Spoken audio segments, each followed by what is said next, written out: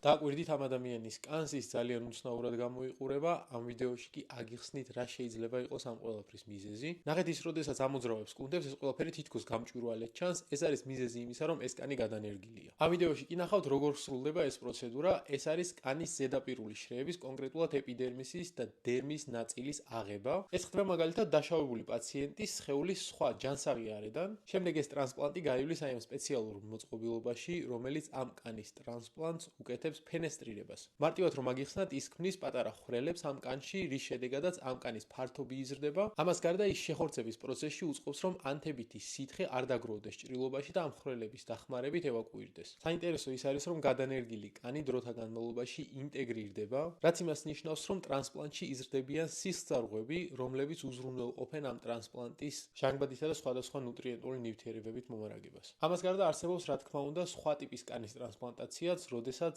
კანის მთლიანი სისქის ტრანსპლანტირება ხდება დაზიანებულ ადგილას. ამასთან შედარებით, ზედაპირული კანის ტრანსპლანტი უფრო მარტივად ხორცდება, თუმცა კოსმეტიკური განსხვავება, რაც ვიდეოს დასაწყისში ნახეთ, გადანერგილი ზედაპირული კანის ტრანსპლანტისას, რა თქმა უნდა, რჩება.